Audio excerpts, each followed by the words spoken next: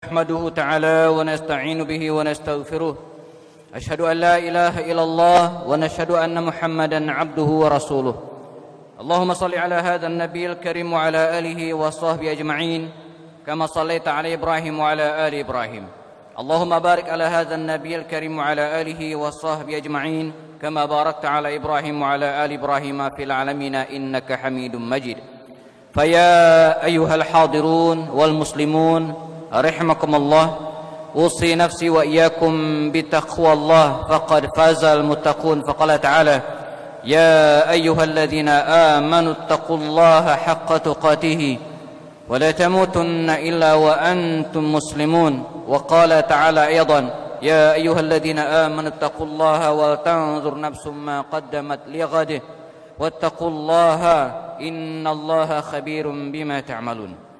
Hadirin dan jamaah salat Jumat Masjid Andalusia rahimakumullah, kita lantunkan syukur kepada Allah Subhanahu wa taala yang sebanyak mungkin karena dengan berbagai nikmat yang telah Allah berikan kepada kita pada siang hari ini kita bisa melaksanakan salat Jumat insyaallah.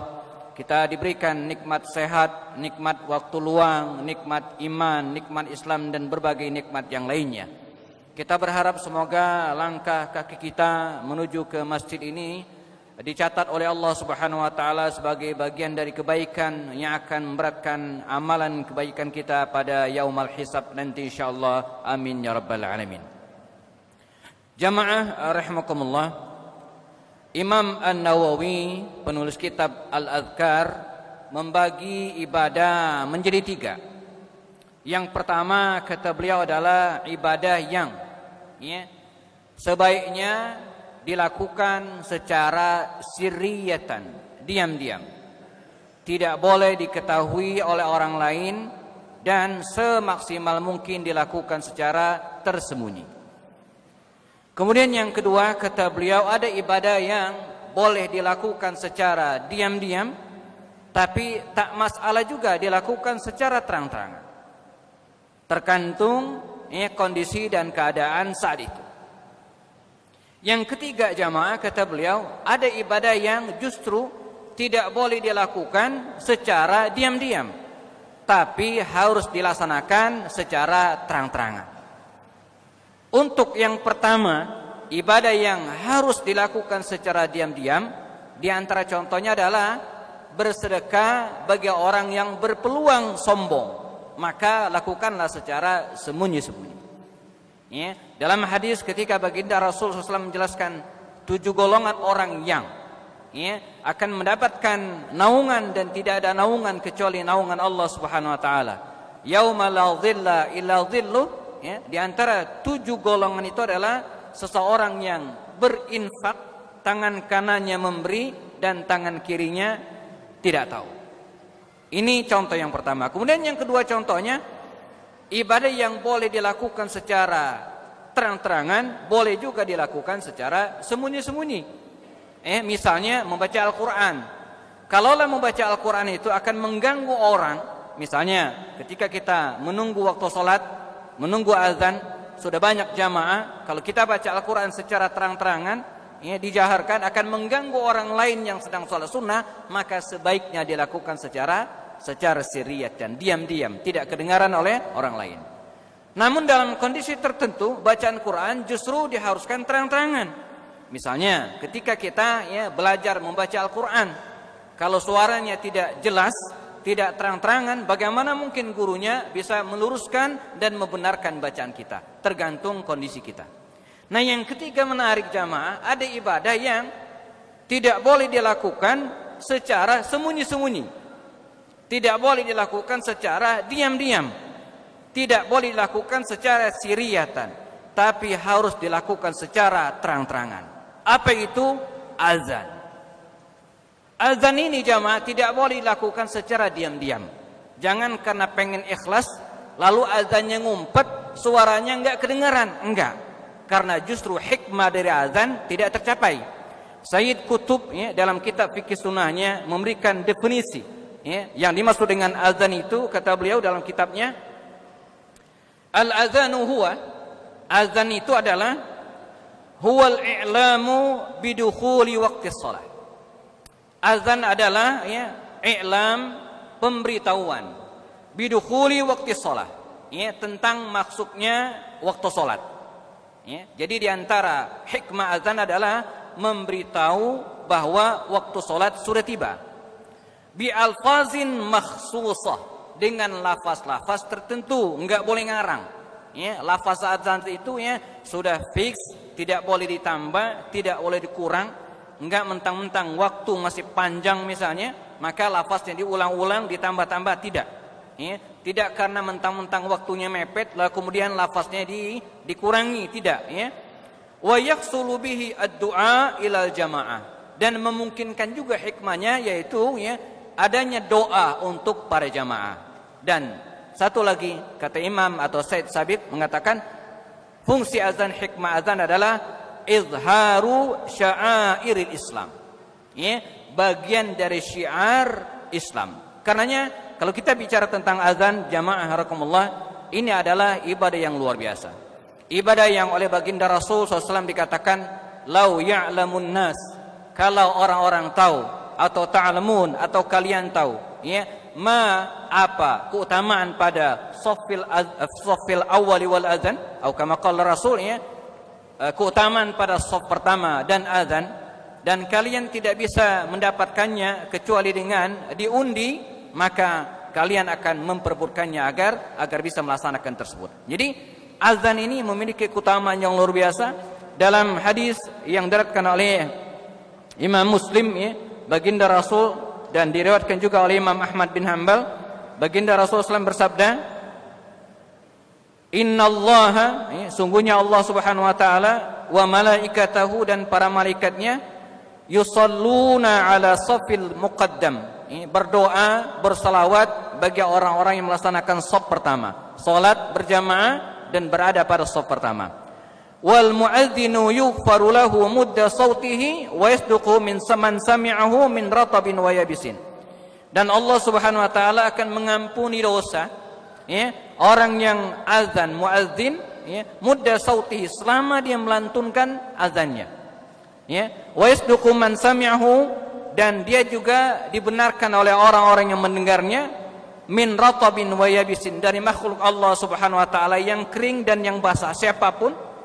Walahu mislu ajri man shalla ma'ahu, luar biasa, walahu mislu ajri man shalla ma'ahu, maka dia akan mendapatkan pahala jamaah, pahala orang-orang yang sholat bersamanya. Ini luar biasa. Jadi muadzin itu, kan itu kalau kita lihat dan kita perhatikan, keutamaan muadzin itu luar biasa. Mengapa muadzin itu mendapatkan keutamaan? Di antara adalah, pertama, muadzin itu jamaah dimungkinkan, dia dipastikan orang yang pertama kali datang ke masjid. Nggak mungkin muadzin datangnya terakhir, nggak mungkin, mesti yang pertama. Dan karenanya seorang muadzin itu dipastikan juga dia bisa melaksanakan sholat tahiyat masjid, bisa juga sholat qoblal sholat qobliyah, dan amalan yang lainnya. Mungkin dia berzikir, bisa baca Quran. Muadzin juga jamaah, di antara keutamanya adalah dipastikan muadzin itu adalah orang yang berani menyatakan keislamannya. Karena lafaz azan itu ada kalimat asyhadu an la ilaha illallah wa asyhadu anna muhammadar rasulullah. Ini kalimat tasyahud, syahadah. Jadi muadzin itu adalah orang yang berani menyatakan ana muslim, saya muslim. Yang ketiga, muadzin itu juga pahalanya banyak, seperti sebutkan Rasulullah tadinya, walahu mislu ajru man shalla ma'ahu. Dia mendapatkan pahala orang-orang yang salat bersamanya. Ini sebab bisa jadi di sebuah kompleks perumahan, sebuah wilayah, ada orang yang tidak bangun kecuali azan. Begitu azan dia bangun, artinya apa? Azannya telah membangunkan orang. Ada orang yang tidak ke masjid, dan ini banyak jemaah, tidak ke masjid, belum ke masjid kalau tidak azan. Begitu azan dia ke masjid. Ada yang seperti ini, artinya apa? Dia sudah mengajak orang pergi ke masjid. Begitu luar biasa pahala muadzin ini. Karena itu, marilah kita, jazakumullah, paling tidak, salah satu poin yang harus kita biasakan, kita ajarkan kepada anak-anak kita hari ini adalah pastikan anak-anak kita, terutama yang laki-lakinya, bisa mengumandangkan azan. Karenanya Syahid Hasan Al-Banna ketika beliau mendirikan jamaah beliau di Mesir, di antara kalimat beliau, syarat untuk menjadi anggotanya waktu itu adalah harus bisa azan. Ya, bukan hanya bisa, tapi juga harus berani. Sebab azan itu menghajarkan dua hal. Pertama berani, yang pertama adalah bisa, bukan hanya bisa, tapi juga berani.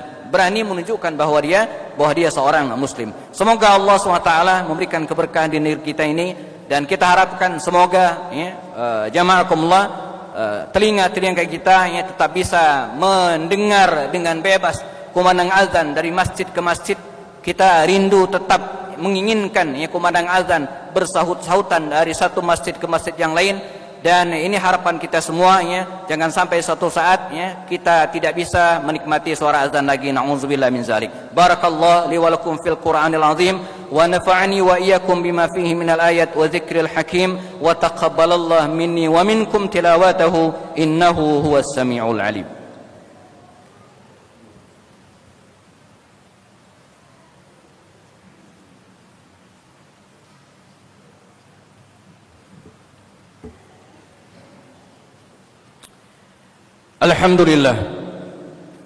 Alhamdulillahilladzi qawluhu durra la yumkinu an tushtara minal amwali bil kasrah.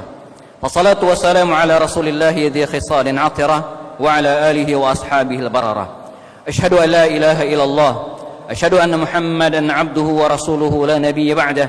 Allahumma salli ala hadha an-nabiy al-karim wa ala alihi wa ashabihi ajma'in kama sallaita ala Ibrahim wa ala ali Ibrahim. Allahumma barik ala hadha an-nabiy al-karim wa ala alihi wa sahbihi ajma'in kama barakta ala Ibrahim wa ala ali Ibrahim fil alamin innaka Hamidum Majid.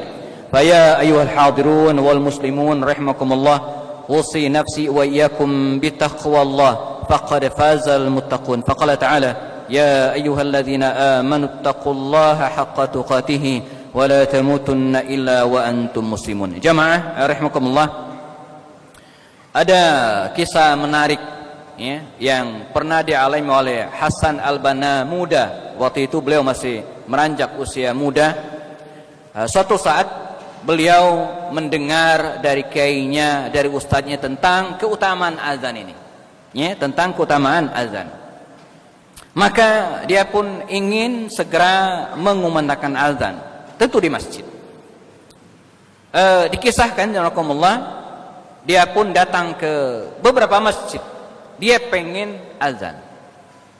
Masalahnya adalah di Mesir waktu itu, tidak sembarang orang boleh mengumandangkan azan, karena memang sudah ada muadzin tetapnya, sudah ada muadzin yang disiapkan oleh masjid tersebut. Setiap kali dia pengen azan tidak bisa. 2, 3, 4 masjid dia datangi nggak bisa, karena sudah ada muadzinnya. Tidak sembarang orang boleh mengumandangkan azan. Dia berpikir kemudian bagaimana caranya supaya dapat pahala muadzin, dan karenanya dia pengen sekali azan tapi tidak bisa. Dikisahkan, dan mungkin semoga ini tidak menjadi inspirasi kita lalu kemudian tidak mengumandangkan azan. Kita ambil spirit beliau jamaah, bagaimana beliau saking pengennya azan. Setelah 3, 4, 5 masjid dia datangi dan tak kunjung punya peluang untuk mengumandangkan azan, akhirnya dia suatu subuh yang gelap gitu kan, berjelang sekitar mungkin setengah jam, 3/4 jam sebelum datangnya waktu subuh, dia datang ke ruangan marbot atau pengurus masjid yang biasa mengumandangkan azan. Dia tahu bahwa dia tidak mungkin azan, nggak mungkin karena sudah ada muazzinnya. Apa yang lakukan? Dia membangunkan muazzin dan mengatakan kepadanya, ayo bangun sebentar lagi azan subuh, siap-siap azan. Apa artinya? Jadi dia membangunkan muazzin, lalu muazzin mengumandangkan azan. Orang-orang pun ramai datang ke masjid melaksanakan sholat berjamaah. Harapan dari Hasan al-Banna ini jamaah, dia mendapatkan pahala muazzin lantaran sudah membangunkan muazzin.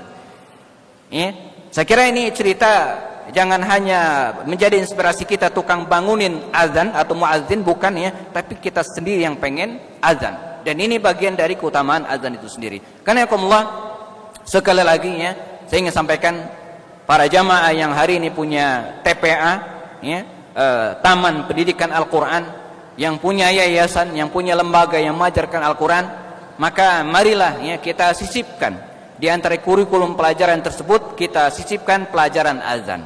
Ya, kita pastikan anak-anak didik kita, santri-santri kita, murid-murid kita bisa dan berani mengumandangkan azan. Karena ini adalah bagian dari syariat Islam yang jangan sampai janakumallahnya berhenti.